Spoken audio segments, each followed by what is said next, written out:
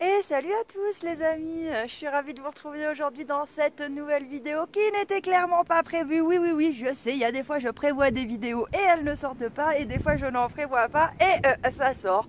Bon, vous commencez à avoir l'habitude du personnage, hein, ça va.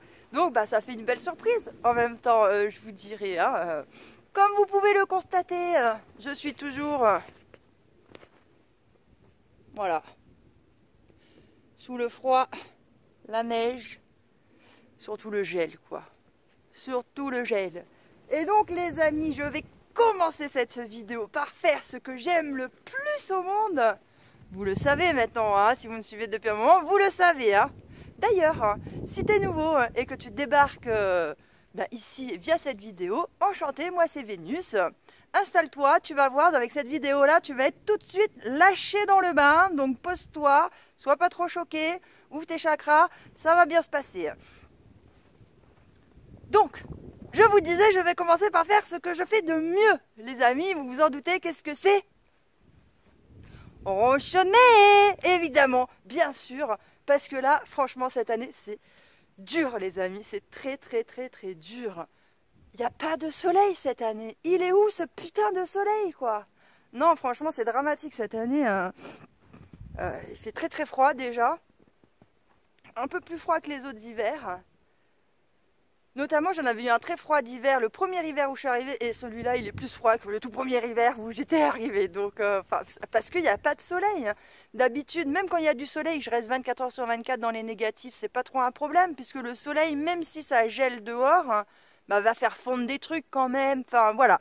Ça va pas être la même chose. Là, c'est walou. Quand je vous dis, vous voyez le ciel là? J'ai ça depuis 15 jours.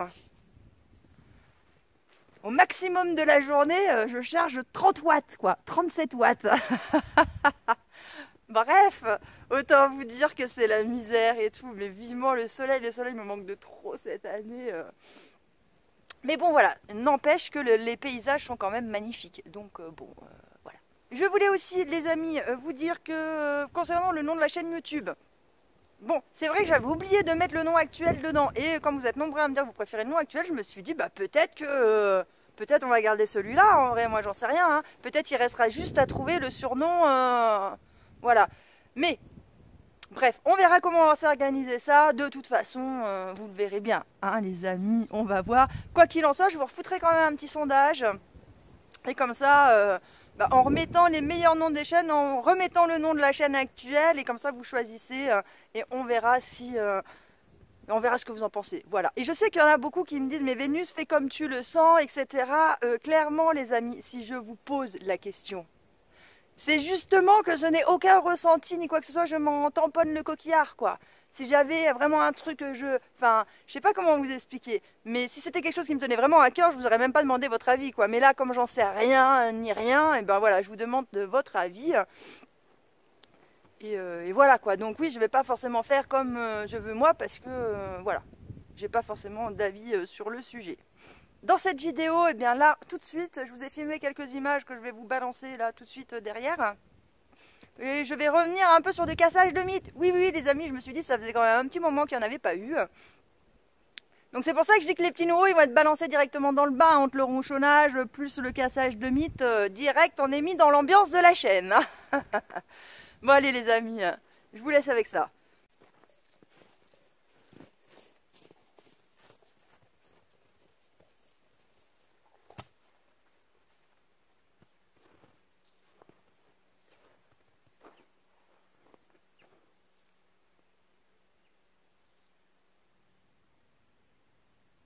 Je vais vous faire un petit point quand même sur les arbres fruitiers parce que j'ai vu qu'il y en avait quelques-uns d'entre vous qui se voilaient un petit peu la face par rapport à ça. Et donc, autant vous réexpliquer comment ça se passe les fruitiers, comme ça vous saurez que non, je suis désolée, je vais encore casser des mythes là. Mais un arbre fruitier ne s'adapte pas, les amis. C'est faux. Si on choisit des variétés d'arbres fruitiers qu'on plante dans différentes régions de France, c'est bien parce que les arbres fruitiers ne s'adaptent pas. Un arbre fruitier comme... Bon, le pommier, à la limite, c'est pas pareil. Mais là, mon joli petit cerisier là qu'on m'a offert, celui-là qui est fait pour fleurir en mars-avril, les amis. Le problème, c'est que dès qu'en mars-avril, il va y avoir une semaine de redoux, une semaine où il va faire plus doux, que la nuit va pas trop geler, parce que oui, ça arrive aussi chez moi quand même, je peux avoir une semaine, voire 15 jours où je vais avoir du redoux, où la nuit il va faire juste -1, -2, et là, moi, j'ai les copains, comme c'est la saison du moment où il faut qu'ils partent, et ben qu'est-ce qu'il va faire le cerisier? Lui, il va sentir de la douceur, il va se faire poup poup poup poup poup poup, et il va partir. Et oui, il va sortir les fleurs. Sauf que chez moi, jusqu'à mi-mai, j'ai des -4, -5, même jusqu'à début juin. Ça peut arriver. La première année où je suis arrivée ici, on a eu un hiver extrêmement froid et ça a gelé bien fort jusqu'à début juin. D'ailleurs, mes merisiers sauvages là, oui, un merisier c'est sauvage en même temps. Bah lui, il a fleuri que début juin, quand cet hiver où il a fait très froid. Lui, il va partir clairement trop tôt. En mars à avril, quand je vais avoir des belles semaines ensoleillées ou à faire doux, il va partir et derrière, il va se prendre du -5, -6, voire -7 dans la gueule. Et donc, les fleurs vont mourir et donc, il n'y aura jamais de fruits. C'est pour ça, en fait, il ne faut pas regarder la rusticité seulement quand vous choisissez des arbres fruitiers. Il faut regarder à quelle période de l'année ils fleurissent. Parce qu'en fonction, c'est pas la même chose. Et donc celui-là, j'aurai la chance, comme cette année on a eu une année exceptionnelle, ça arrive à peu près tous les 20 ans, et ben voilà, tous les 20 ans je pourrais manger des cerises. Mais sinon, non. Non. Et puis pour mon pommier, bah, j'aurai un peu plus de chance parce que lui il est donné plus pour avril. Bon, avril, j'ai aussi des super belles journées en avril, il peut partir, donc ça va être aussi compliqué. Je pense que j'en aurai exactement que les belles années, quoi. Franchement, je pense que ça va être un peu compliqué. Mais bon, voilà, tout ça pour vous dire que c'est hyper important de bien regarder la floraison et la totale. C'est faux, un arbre fruitier ne s'adapte pas. Un arbre fruitier va s'adapter, oui, il résiste à -15. Donc en effet, chez moi, il va vivre l'arbre. Il va faire du bois, il va faire des feuilles, il va faire tout ce que vous voulez, mais il ne fera jamais de fruits. Voilà, ou dans des années exceptionnelles. Donc faites gaffe les amis, ne croyez pas, la nature elle est belle, elle est merveilleuse, mais elle ne s'adapte pas de partout. D'ailleurs, des plantes indigènes, on ne les trouve pas partout pareil en France. Il y a des plantes qu'on ne trouve qu'à certains endroits. Pourquoi? Bah parce qu'elles ne s'adaptent pas. Eh oui, je sais, c'est dingue comme histoire, c'est dingue. Ah oui aussi les amis, je voulais quand même vous montrer, parce qu'il y en a qui ont cru que mes poulettes elles étaient super malheureuses quoi. Hein, mais non, regardez, elles ont des perchoirs de partout, c'est là où elles passent la nuit, et on voit, elles ont leur petit escalier pour monter, et puis là, elles ont les bacs pour faire les œufs, là elles en ont un là, il y en a un ici, et puis il y en a un autre là. Oh les petits amours.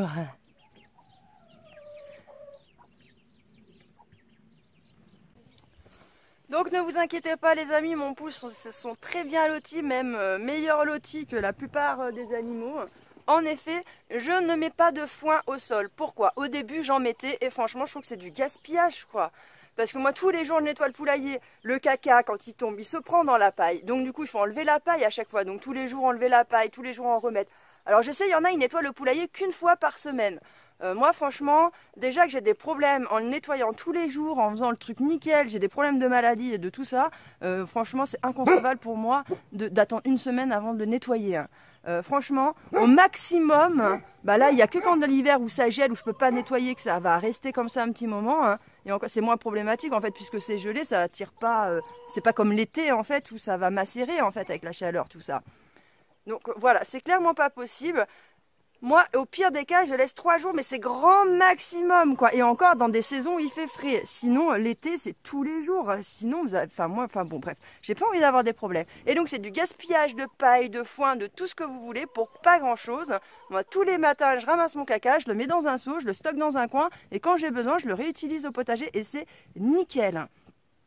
En dessous du poulailler, elles ont tout leur espace où elles ont leur bac à sable, où c'est toujours au sec, elles peuvent aller faire leur life et tout, elles sont au top.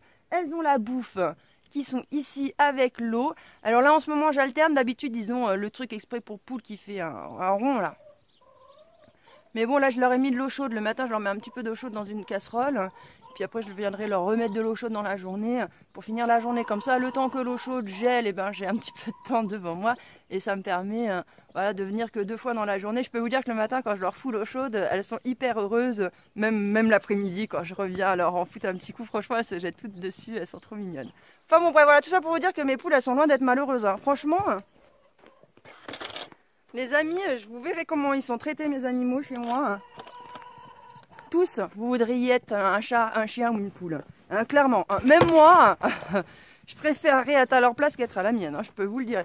Ils sont bien plus heureux et bien mieux lotis que vous tous et moi réunis. Hein, je vous le dis. Aussi, les amis, je voulais vous parler de mon petit chien d'amour. Au niveau de son oreille, là, je vous avais dit, il avait un petit bobo et du coup, il n'arrêtait pas de se gratter. Ça n'arrivait pas à cicatriser. Je vous jure, avec le Viagra, j'allais dire. Non, mais n'importe quoi, quoi. Avec la vaseline, franchement, en 3 jours, c'était réglé l'histoire. Ça lui a soigné son petit bobo. Terminé. Maintenant, il me reste que ces petits problèmes de bestiole dans l'oreille. Il en reste vraiment des petites traces toutes légères. Je vais laisser encore une semaine, si à la fin de cette semaine, parce qu'en plus de ça, j'avais pas mal de choses à faire. Donc voilà, si d'ici le 6 février, on va dire, il n'y a pas... il reste encore ces petites traces de marron quoi, dans les oreilles. Bon, bah, j'irai voir le veto à ce moment-là. J'aurai testé tout ce qui est possible voilà, de tester. Mais voilà, je me laisse encore un petit peu de temps pour voir les choses. Je voulais profiter de cette vidéo aussi pour remercier toutes les personnes qui me soutiennent. Je vais le faire dans cette vidéo parce que dans la vidéo de lundi, j'aurai pas le temps de le faire. Donc, je remercie Evatika, Jarodine, La Grande Vie, Camilla, Onizuka, Pascal, Oudard, Nico, Karen, Momo, Le Gratteur, RD, Sabine, Béa, Marc, Jessica, Didier, Ringard, Pat et Chouette. Merci à vous tous pour votre soutien. Ça, c'était pour les dons sur Tipeee. C'est très rare que j'ai des dons sur PayPal, mais j'ai eu 2 dons sur PayPal. Je cherche le petit papier où j'ai noté les prénoms dessus pour ne pas oublier. Donc Sandrine et Tania, bah, merci à vous deux. Et j'ai aussi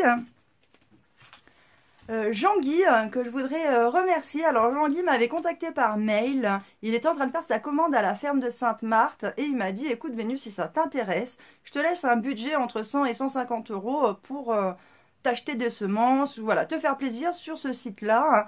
Et il me dit, moi je paye tout, il n'y a pas de souci quoi. Bon, bah, je lui dis franchement, c'est super gentil. Et du coup, ben voilà, j'ai fait une commande là-bas. J'en ai eu pour 90 €. Et franchement, je me suis grave fait plaisir, quoi. Hein. Mais j'ai pris que ce qui me manquait. Je n'ai pas, voilà, tendance à accumuler les semences. Surtout que, voilà, ça ne se conserve pas quand même au top du top, quoi. Les semences, selon ce que vous prenez... Bah moi je vois par exemple les salades d'une année sur l'autre ça perd grave quoi. Il y a des trucs comme ça, la levée d'une année sur l'autre quand même c'est assez significatif. Bref, tout ça pour vous dire que j'ai commandé 3 variétés de tomates. Bon moi j'aime bien ma variété de tomates, la rose précoce, elle marche bien ici. Donc maintenant c'est vrai que je fais principalement celle-là. Et du coup cette année je vais tester la Altesky et Betalux. C'est des petites... tomates parce que chez moi les grosses tomates il fait trop froid hein.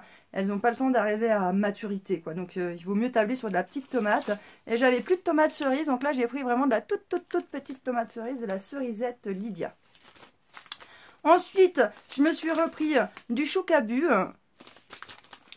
j'ai repris de la poirée parce que j'en avais plus et puis en plus moi j'avais acheté des poirées elles étaient vraiment petites. Enfin bon bref, ça me convenait pas trop ces variétés-là. Et j'espère que celle-là sera plus sympa quoi. Ensuite, j'avais plus du tout de semences d'oignons. Donc j'ai repris des oignons. J'ai repris aussi concombre. Parce que ça, le concombre, bah, chaque année, je passe un sachet quoi. Hein, ça c'est clair. Vu qu'en plus je galère à le faire pousser chez moi. Voilà quoi. Et j'ai repris aussi de la courgette. Une courgette jaune et une autre courgette verte classique. Parce que... bah voilà, la courgette, ça c'est pareil, c'est des semences, j'en passe pas mal par année. Ensuite, j'ai aussi pris donc de la rhubarbe parce que, bon, moi j'en ai chez moi de la rhubarbe qui est plantée. Le souci, ben, c'est que J'arrive pas, moi, quand vous savez, vous cassez l'œillet, là, et pour le déplanter, le replanter à un autre endroit. Bon, bah ça, j'y arrive pas encore. Hein. Moi, quand je coupe l'œillet et que je le déplante à un autre endroit, il meurt. Clairement, il meurt. Donc, je me suis dit, je vais acheter des semences, et puis comme ça me changera de la variété que j'ai déjà là. Hein. Et j'ai l'intention de me faire une grosse parcelle de rhubarbe, voire peut-être même deux. Hein, parce que la rhubarbe, c'est trop la classe, quoi. C'est trop bon, moi, je kiffe trop ça. Hein.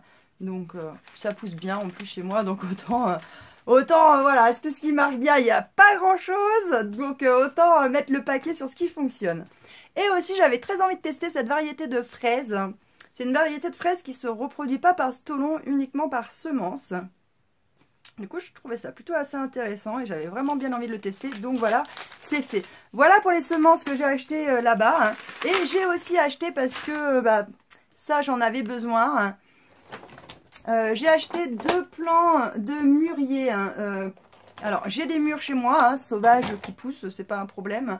Le souci, si vous voulez, c'est qu'elles sont toutes petites, quoi, les mûres sauvages. Et en plus, elles sont pas très goûtues. Franchement, elles sont pas très goûtues du tout. Donc, j'ai l'intention de les remplacer un petit peu, petit à petit, par celles-là.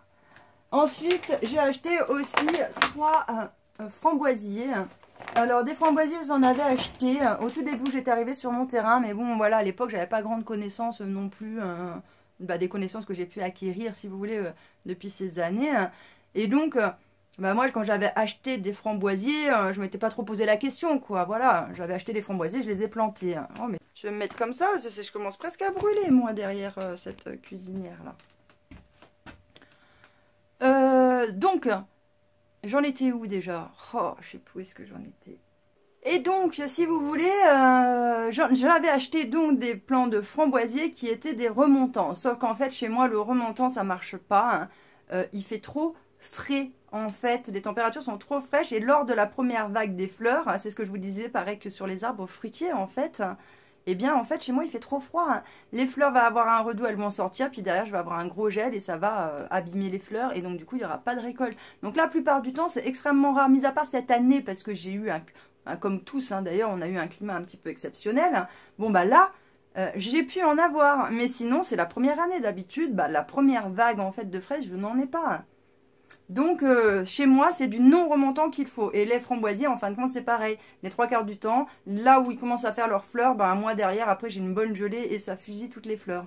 Donc, là, j'ai pris une variété de non remontantes. J'en ai aussi sur mon terrain qui poussent naturellement, des framboisiers non remontants. Le problème, c'est que c'est pareil que les mûriers, ça fait vraiment des toutes petites framboises, quoi. Et donc, vous y passez un beau paquet de temps à ramasser pour qu'à la finalité, vous n'ayez que ça. Hein.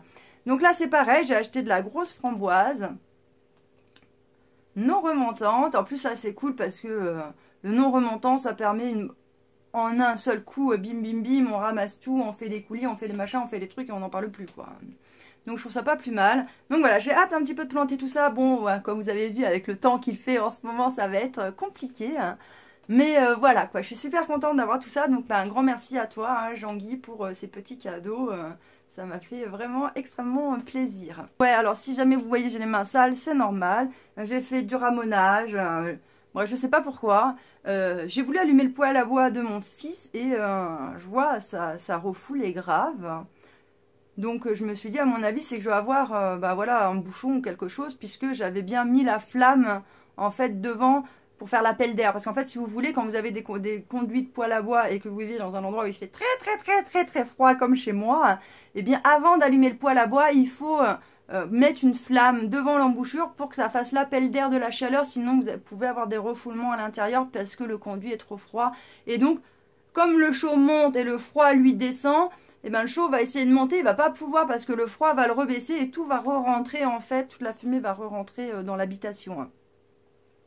Donc voilà, j'avais bien fait ça avant et je vois ça refoule. Donc je me dis, bon, à mon avis, c'est un souci de ramonage. J'ai fait le ramonage, donc je suis un peu dégueulasse. Je suis même d'ailleurs étonnée de ne pas en avoir trop sur la gueule. Et puis, il y en a grave qui est tombé. Alors franchement, je suis hyper étonnée. Je ne sais pas ce qu'il a foutu dans son poêle, s'il a mis des choses spécifiques ou si c'est cette année qui fait vraiment trop froid comparé à d'habitude et que le peu, en fait, quand il est à l'internat qu'on chauffe, et ben je sais pas, ça réagit mal. En fait, ça fait beaucoup de suie et... Franchement, j'en sais rien. Je vais attendre qu'il rentre de l'internat là pour lui poser la question. Mais bon bref, voilà pourquoi je suis nord. Voilà les amis, je pense que j'ai rien oublié dans ce que je voulais vous partager dans cette vidéo aujourd'hui. Quoi qu'il en soit les amis, moi je vous retrouve lundi pour la prochaine vidéo. Vous allez voir que lundi on va faire un petit bilan.